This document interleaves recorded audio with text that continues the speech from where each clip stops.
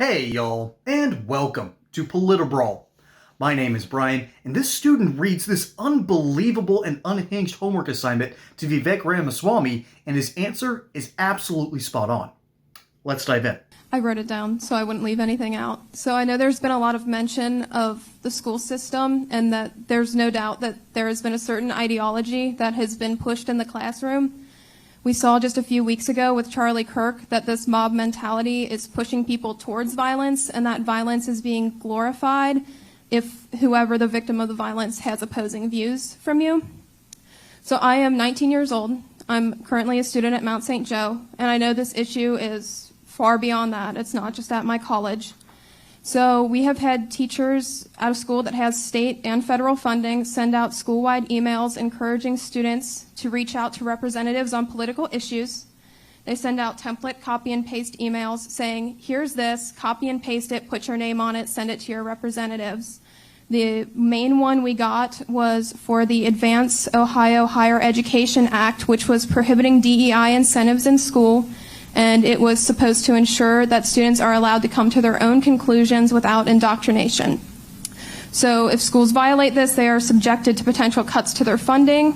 So we have teachers telling us that our beliefs make us fascist, racists, whatever labels they want to put on there. They are telling us what their political beliefs are, and they won't come out and say it just straight out, but they'll make little hints at it, or like under their breath, and everyone hears it and they know it. So an example is I had to take a speech class where this is a required class. I had to learn about the proper pronoun usage for people who are non-binary. I'm going to read off a homework assignment that I had to answer this question for a speech class. Karen wants to ban books with non-cisgendered characters from her local library. She gives a speech claiming that such books may cause her children to be groomed into choosing a non-cisgender identity. Which of the following strategies did Karen use to spread misinformation in this scenario? So we know that there's violence being pushed because they're saying, the people who don't agree with this narrative that's being pushed, they're Nazis, they're fascists, they're this, that, and the other. And then they go ahead and they glorify, because we saw with Charlie Kirk, all these teachers came out and they supported it, they celebrated it. So my question is, knowing that this isn't just an issue at my school, what will you do to ensure that the schools are complying with the state and federal laws and not pushing ideologies onto students? Thank you for sharing that question and the courage to give the detail. I mean, when you read that out, it's more than just you usually hear about it at a high level, but when you hear that down to, let's just be honest. I don't think they chose Karen unintentionally, right?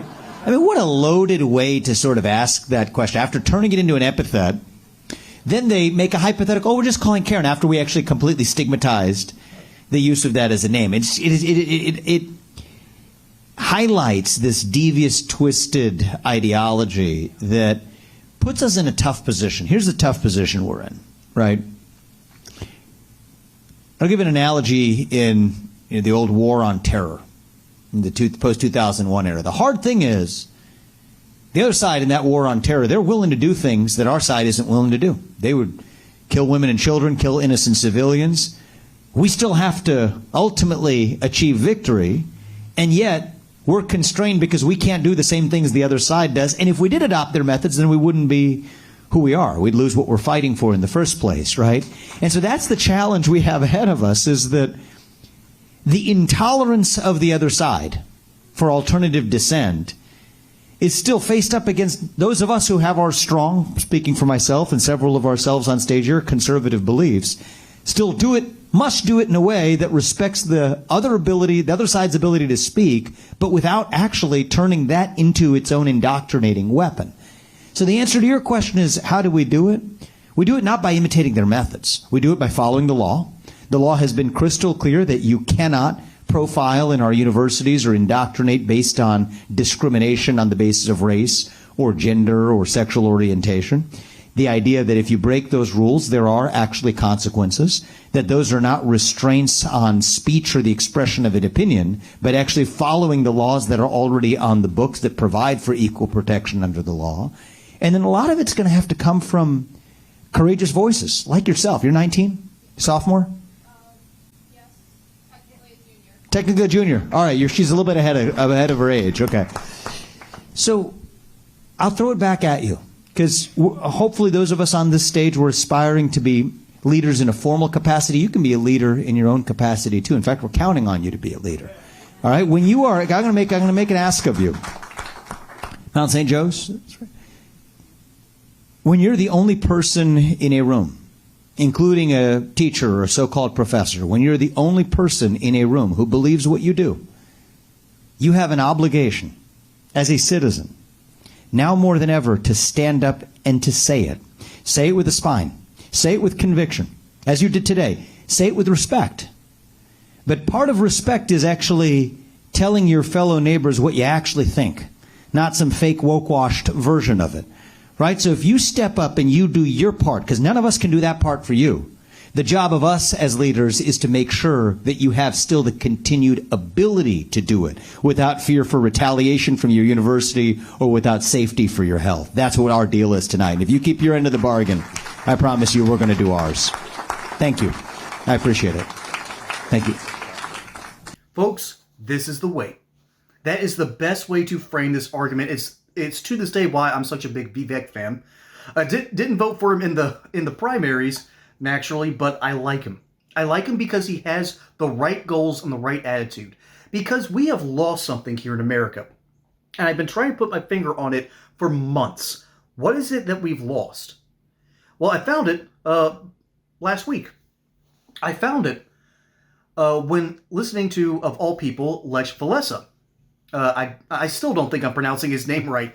I had no idea who he was. Turns out he was the president of Poland after the Berlin Wall fell. And once I heard him speak, I realized, oh, that's why they elected him.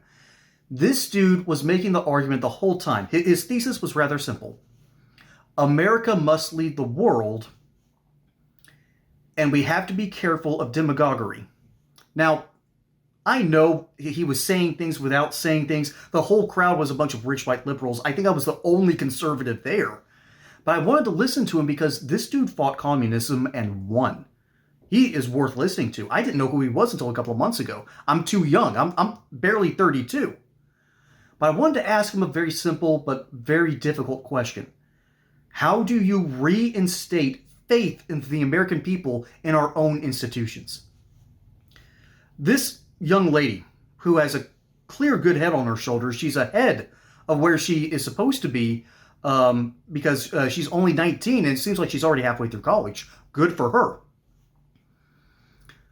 She is bringing to light a problem that they have where a teacher in a speech class, of all things, and see, side note to a side note here, that's how they do it. They don't have trans pronoun class 101. They don't even do it in their feminism classes. They'll do it in their lower level. You have to go through these classes. You have to take one of these, and they'll all stuff them with professors that are absolutely just brain-addled. They're articulate, but they're not intelligent.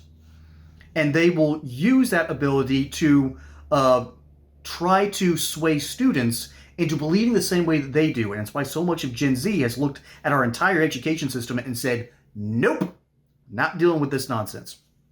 So, why am I bringing up a Polish president and Vivek Ramaswamy and the Vivek in the same sentence about education? It's because we need to trust our institutions again. But the best way to trust our institutions is to fill it with people that are like-minded. We have to keep winning elections. We can't stop at 2024. We've got to keep pushing forward. There's a big election out in Virginia.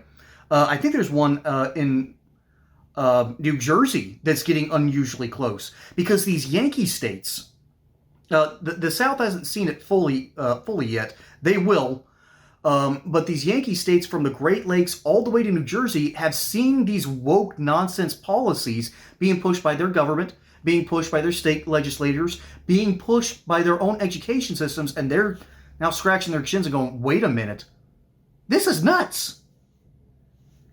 And so how you fix that problem is not magically just turn on a switch and start believing in these institutions again. No, you need to staff them with people who are going to share your mind and your vision and will thoroughly throw away and flush down into the toilet of history the leftist, woke, communist-style garbage.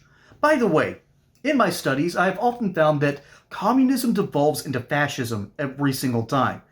We're kind of speed running that right now, by the way, on the left. Funny how things correlate. But we need to regain faith in the institutions if we are to truly take our country back. That's what Make America Great Again is supposed to mean.